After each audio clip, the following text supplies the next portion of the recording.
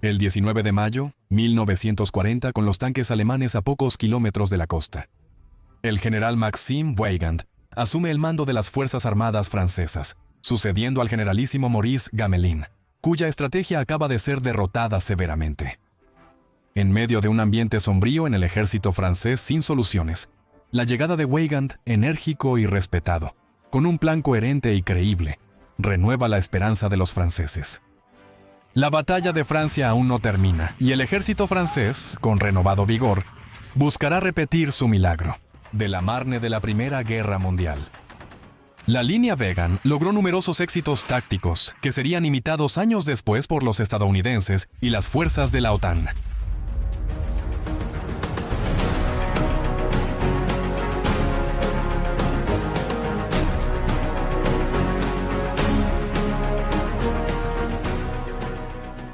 ¿Qué situación encuentra Weygand cuando asume sus funciones? Bueno, no es nada menos que catastrófica. Desde el 20 de mayo, antes de que sus primeras órdenes puedan tener impacto, los alemanes han alcanzado la costa del Canal de la Mancha. Los ejércitos belgas, británicos y los mejores elementos del ejército francés están atrapados en el norte de Francia y Bélgica, permitiendo al ejército alemán apretar gradualmente su agarre y reducir el bolsillo. Mientras tanto, las últimas órdenes de Gamelin, el destituido generalísimo, y del general Georges, a cargo del frente noreste antes de que Weygand asumiera el mando, son relevantes. Ambos sintieron, cada uno por su lado, que era indispensable recomponer un frente al sur de la Persea, así como intentar una contraofensiva para separar la vanguardia de la Persea del resto del ejército alemán. Contrario a una idea recibida, Weygand no anula las instrucciones de su predecesor. No obstante, llega al meollo de una situación caótica y confusa, y debe apoderarse de ella de forma lógica para comprender lo que realmente ocurre en el campo y poner orden. A diferencia de su predecesor, quien prefirió delegar y comandar a distancia. Así, Weygand aborda un avión para reunirse con sus tropas en el norte de Francia y Bélgica. Esto le permitirá hacer un balance con los oficiales y comandantes aliados en el lugar. Pero ¿con qué plan llega exactamente? ¿Cómo piensa retirar a las tropas aliadas de este escenario? Inicialmente, Weygand considera poco creíble un reembarque masivo, aunque él mismo tampoco lo cree, en una cabeza de puente viable y duradera, encogida sobre Dunkerque y la costa. Por lo tanto, solo queda una opción, el contraataque. Para Weygand, el objetivo es claro: reducir la extensión del frente donde sea posible para que la mayoría de las fuerzas francesas y británicas, estas últimas menos probadas en combate, puedan llevar a cabo el ataque. No obstante, esta maniobra requiere que el ejército belga renuncie a casi todo su territorio. Al replegarse tras el río Isère, le brinda un frente angosto para defender, apoyándose en el río.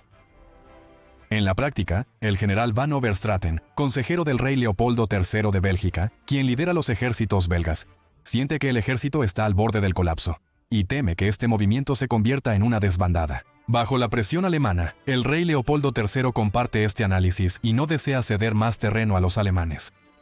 Tras dudar un poco, comprende la situación y accede. El ejército belga intentará apoyar el plan Weygand. Por el lado francés, la situación es más complicada. La realidad de la situación obliga a Weygand a buscar al mismo tiempo estabilizar suficientemente el frente en el norte, mientras que el ejército francés debe hallar suficientes recursos y hombres para formar el frente más sólido posible. Al sur, desde el mar hasta la línea Maginot, este frente debe proteger París y sus industrias, un detalle crucial. Sin embargo, conscientes de la precaria situación de las fuerzas francesas acorraladas por los alemanes en el norte, también cree que, junto a los británicos, deben intentar avanzar hacia el sur para detener el avance alemán y tratar de revertir la situación. Sin embargo, el plan de Weygand depende de dos factores sobre los cuales tiene poco control. El éxito del movimiento belga es crucial, mientras que la contraofensiva depende del compromiso convencido de la Fuerza Expedicionaria Británica. La British Expeditionary Force y sus divisiones son preferidas a las divisiones francesas para llevar a cabo la ofensiva, debido a su mejor estado de frescura en comparación con las otras fuerzas aliadas. En resumen, en caso de contraofensiva, los belgas y franceses sostienen la barraca, mientras que los británicos realizan el ataque. ¿Cuál es la postura de los británicos sobre este tema? Bueno, a 21 de mayo es francamente poco claro. El general Gort siente que las cosas están yendo mal y teme con razón por la fuerza expedicionaria a su cargo.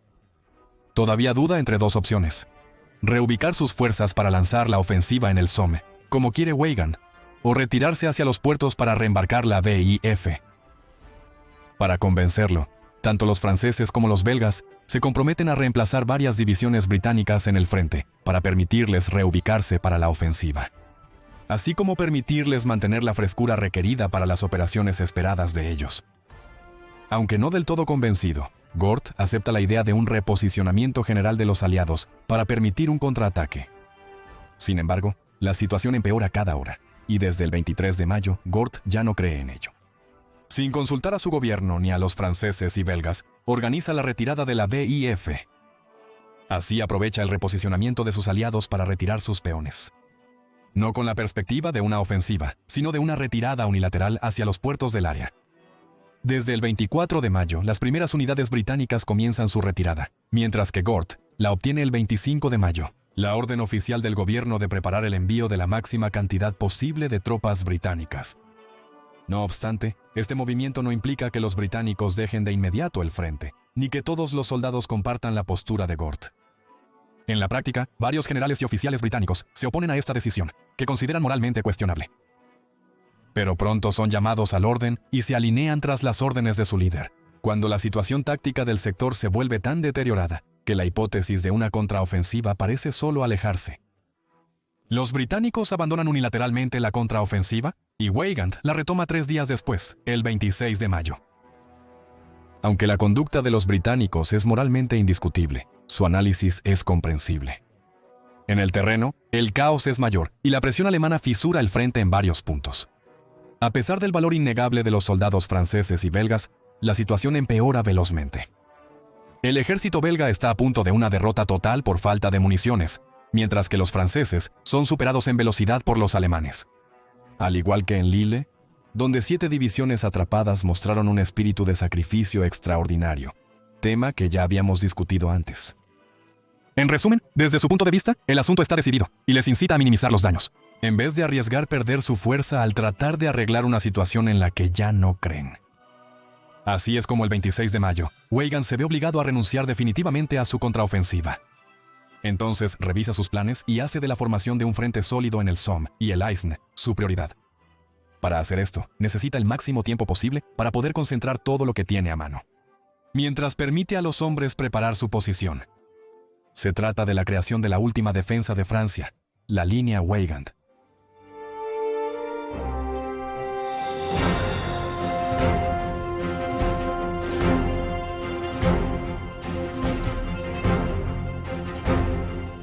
Retomando las reflexiones de Weygand, la situación es muy oscura para el ejército francés. Desde la frontera suiza hasta el mar, pasando por la línea Maginot, Weygand solo puede contar con 60 divisiones, incluyendo las divisiones de fortaleza que no están en condiciones de combatir eficazmente en carrera de campo, y que se mantienen en la línea Maginot. Por otro lado, el ejército alemán puede alinear casi el doble de tropas. El ejército alemán enfrenta dificultades en el norte, mientras que las tropas francesas y británicas combaten eficazmente, cubriendo su retirada. Pero la tarea es ardua. Weygand no cuenta con suficientes tropas para crear un frente sólido a esa distancia, incluso cuando la Wehrmacht ya tiene varias cabezas de puente, especialmente en Abbeville y Perron. En el frente francés, el 26 de mayo la moral de las tropas y de muchos comandantes se mantiene frágil e inestable. Para empeorar las cosas, Weygand recibe poco apoyo de un mundo político donde muchos ya se sienten derrotados. A pesar de la situación deteriorada, debe dar a todos razones para creer. Weygand es plenamente consciente de la situación y, en privado, no es muy optimista. Sabe que es improbable que suceda un milagro. Pero, a la vez, es un militar de carácter que no se da por vencido fácilmente. De hecho, hace lo posible por devolver la esperanza donde pueda, restablecer el orden y la disciplina donde ha faltado.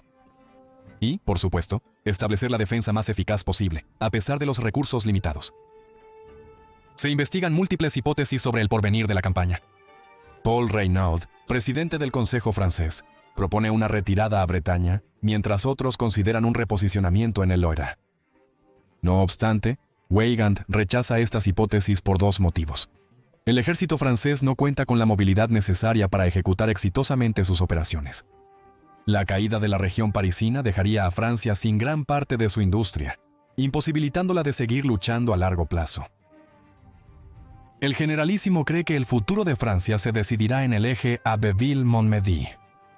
Establece una última línea de defensa, posteriormente conocida como la línea Weygand. Es preciso hacer una pausa táctica aquí. Weygand entiende que una de las principales ventajas del ejército alemán es su rapidez y movilidad, elementos que escasean en el ejército francés. La infantería ucraniana ha demostrado una tenacidad y resiliencia notables, causando serias dificultades al ejército alemán, incluso cuando las divisiones estaban rodeadas. Así es como Weygand, tras consultar a veteranos de los combates de mayo, idea una parada para la guerra de movimiento alemana, la táctica de los erizos. Esta tiene varias variantes, pero consiste en el contexto de la línea Weygand. A posicionar en damero unidades de infantería apoyadas por la artillería y organizadas para formar islotes autónomos, organizados y sólidos, apoyándose en elementos del terreno como bosques, relieves o pueblos. Esta defensa en profundidad atrae al adversario a los huecos del dispositivo, permitiendo atacar sus unidades desde 3 lados. La destrucción de un erizo es costosa y lenta para el atacante. En un tablero de ajedrez perforado, el adversario enfrentaría dificultades para establecerse de forma duradera detrás de las líneas enemigas. Mientras algunos erizos permanezcan en su posición, obstaculizan el establecimiento permanente de las líneas logísticas. La respuesta es perspicaz y destaca las fortalezas del ejército alemán en mayo, así como el uso inteligente de los recursos y ventajas franceses. Al ralentizar los movimientos del ejército alemán, Weygand debilita la doctrina de la guerra de movimiento en la que se basa la Wehrmacht. Pero hay un pero. Para que esta táctica sea efectiva a largo plazo, el defensor necesita reservas capaces de contraatacar y penetrar las líneas enemigas. Los erizos permiten ganar tiempo, pero en la práctica solo necesitan ser aislados, asediados y agotados para ser derrotados. En detalle. De hecho, eso es lo que Weygand intenta implementar. Inicialmente, 37 divisiones francesas son reposicionadas en 2 semanas para conformar este frente y sus erizos. Al 4 de junio, la línea Weygand consta de 43 divisiones a lo largo de 360 kilómetros, desde Abbeville hasta Montmedy. Además, hay 17 divisiones de fortaleza en la línea Maginot. Las fuerzas blindadas y motorizadas restantes, aunque reducidas, se reorganizan para concentrarse a largo plazo, en 3 grupos retirados cuyo rol será contraatacar a las unidades enemigas atravesando los erizos. Pero ahí radica una de las grandes debilidades del plan, vinculada a la situación que halló el generalísimo. Estos grupos se formarán por completo en el campo desde el 15 de junio. Hasta entonces, una gran parte de los 600 tanques están dispuestos estratégicamente para ofrecer un potencial de contraataque, aunque sea limitado y temporal. El ejército francés debe resistir hasta el 15 de junio para tener esperanza de victoria.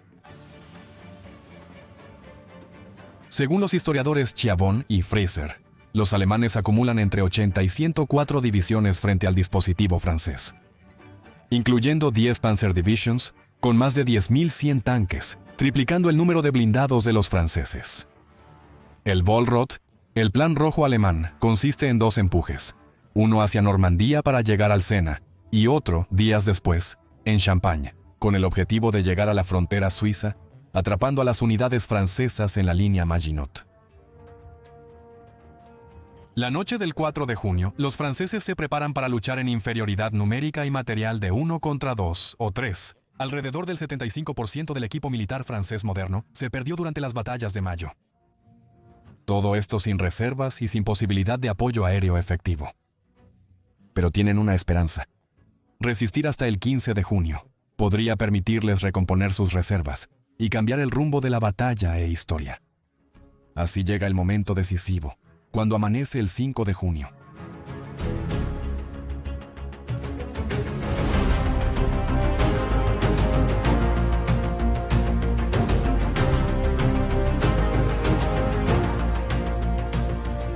El 5 de junio, 1940 por la mañana, Francia enfrenta su destino en soledad.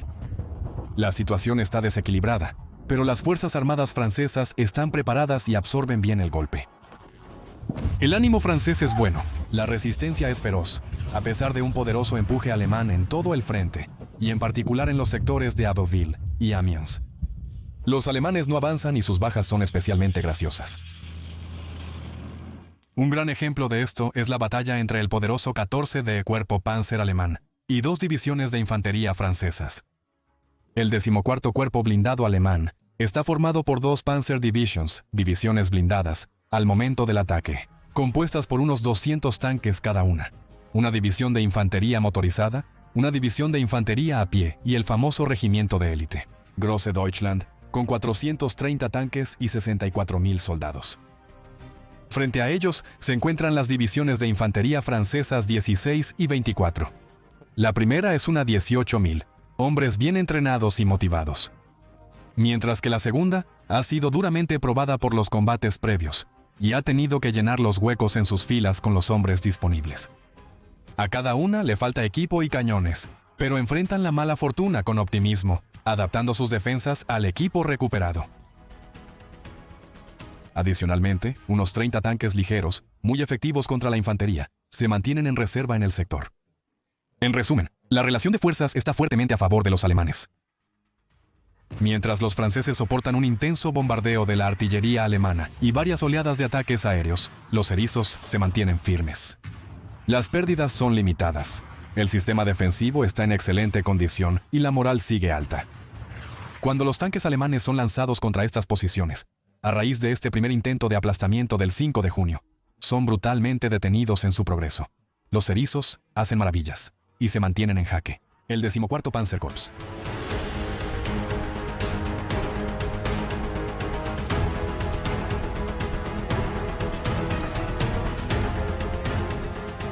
El cuerpo blindado alemán, respaldado por una excelente infantería, es vencido por los infantes de marina y artilleros franceses. Durante varios días, los combates son brutales, y los alemanes persisten hasta el 10 de junio, cuando el destino de esta batalla cambia.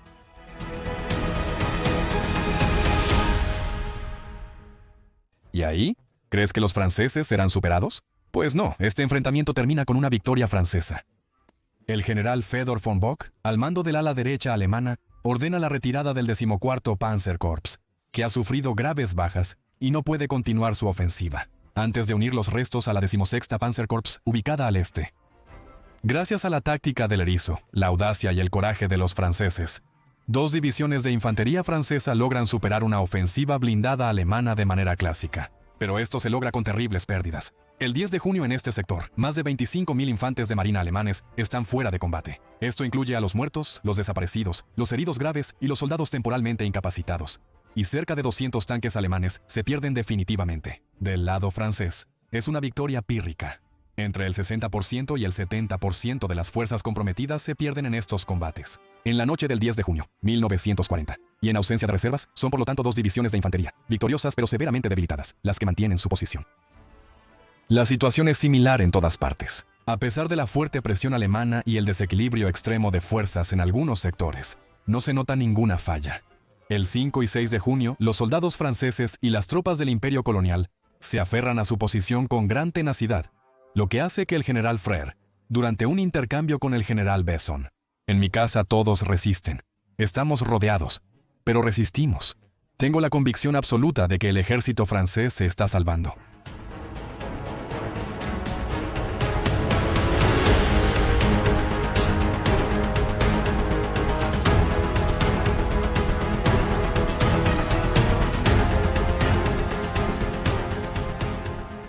Los dos primeros días de combate van bien para los franceses, que recuperan la esperanza debido a varios éxitos en todo el frente. No obstante, desde el 7 de junio, el flanco izquierdo del dispositivo, donde los alemanes han concentrado su mayor esfuerzo por 2 días, se desestabiliza en cierta medida. Mientras el sector de Amiens se mantiene ligeramente al noroeste de sus posiciones, la situación es complicada, en particular bajo la inclusión del famoso general alemán Erwin Rommel. Brillante y audaz comandante de tanques, usa el terreno para acercarse encubierto a las posiciones de artillería francesa, que luego desaloja a la fuerza en brutales enfrentamientos. Una vez hecho, la infantería es vulnerable. A pesar de numerosos actos de valentía individual, como el ilustrado por la infantería senegalesa, que no duda en subirse a los tanques enemigos para buscar la falla, los infantes ya no tienen el poder de fuego suficiente para ganar. Sin embargo, las pérdidas alemanas les obligan a ser más prudentes que en mayo. El ritmo de las operaciones alemanas se ralentiza, mientras que la línea Weygand mantiene su coherencia y no colapsa, incluso en este sector. Pero a pesar de esto, al día siguiente, después de 3 días de brutal persistencia. Es una vez más Rommel quien desequilibra el dispositivo francés cuando logra llevar sus tanques hasta las orillas del Sena. La situación es grave para los franceses. El sector está siendo penetrado. En este momento entra en juego lo que queda: divisiones ligeras mecanizadas y divisiones blindadas francesas, que cubren lo mejor posible la retirada de varias divisiones de infantería, para que puedan intentar reposicionarse más al sur, sobre el Sena, mientras que varias divisiones de infantería suben desde París para intentar llenar los huecos. El ejército francés está sacudido, pero se mantiene firme. Está a una semana de lograr la hazaña. Pero al día siguiente, el 9 de junio, 1940, el general alemán von Rundstedt lanza su gran ofensiva en Champagne, con 4 poderosas Panzer Divisions como punta de lanza.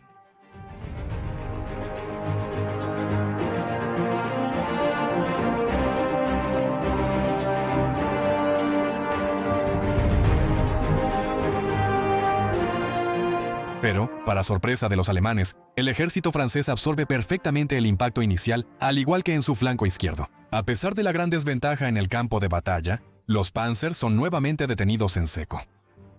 Este es el caso, por ejemplo, en el sector de Rethel, donde la 14ª División de Infantería, comandada por el general Jean Delattre de Tassigny, es el mismo Delattre en el que piensas, quien mantiene firmes sus posiciones y captura 2.000 prisioneros desde el primer día de combate.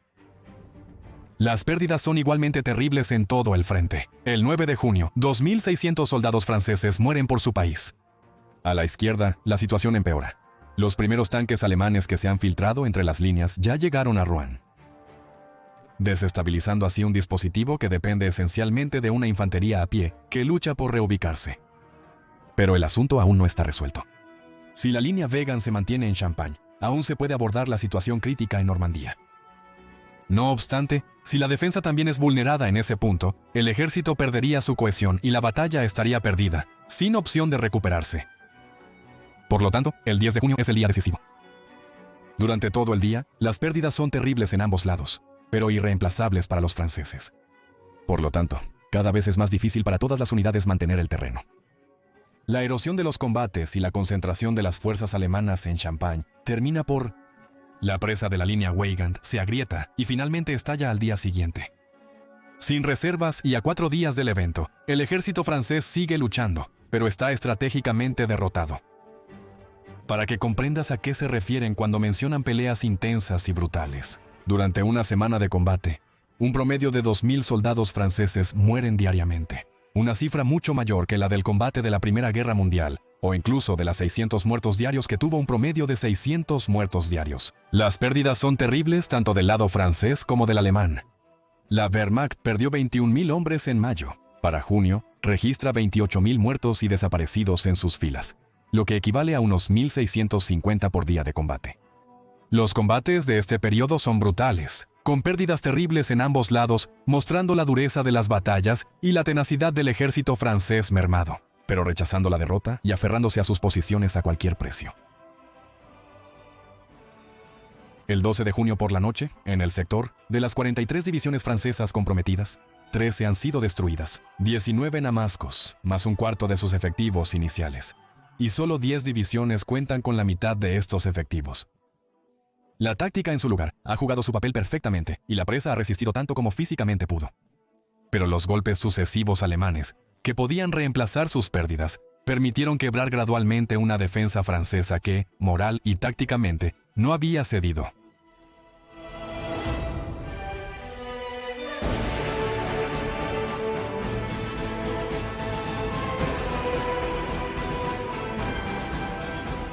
Los combates no se detienen, por supuesto, con un golpe de varita mágica. Pero cada uno admite desde el 11 de junio que la batalla está militarmente perdida. Ante la falta de decisiones diplomáticas y políticas, el mando militar francés decide retirar gradualmente las tropas hacia el sureste, para apoyarse en el Ródano y conectar con el ejército de los Alpes, que mantiene a raya al ejército italiano. El objetivo es minimizar las pérdidas mientras se busca una solución política y diplomática. Mientras intenta extraer la mayoría de los hombres de las diversas masas y cercos en formación. La defensa de París ya no es factible. Se declara ciudad abierta y los alemanes la ocupan el 14 de junio. A pesar de los esfuerzos y decisiones, muchas unidades francesas son destruidas o capturadas. Se forman bolsas donde los hombres siguen luchando, incluyendo la más grande con 500.000 hombres atrapados en Lorena. No obstante, el 17 de junio, 1940, Alemania se alza con la victoria definitiva en la Batalla de Francia, aunque los combates persisten localmente hasta la firma del armisticio, el 22 de junio, 1940.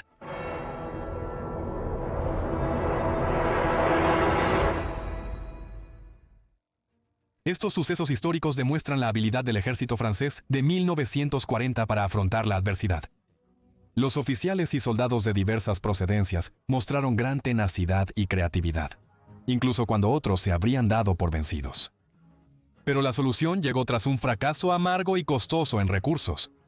El plan de Weygand, aunque brillante, requería un golpe de suerte que nunca se materializó. Una vez que se ha dicho eso, también es importante tener en cuenta que detrás de estos hechos y las cifras compartidas, se esconden tantas historias individuales y dramas familiares encarnados por maridos, hijos y hermanos, dentro de ambos campamentos, quienes nunca regresaron y dieron su vida a su país. Por lo tanto, deseo dedicar este trabajo a estos hombres, así como a aquellos de sus camaradas que participaron y sobrevivieron en la batalla. Si crees que mi video lo merece, dale like y deja tus comentarios. También me dará mucho gusto encontrarte para otros documentales de este tipo, así que suscríbete. Dicho esto, ¿sabes cómo? En mayo de 1940, el ejército francés intentó llenar la enorme brecha que se abrió como resultado de la ruptura de Sedan. No, bueno, el siguiente video es para ti.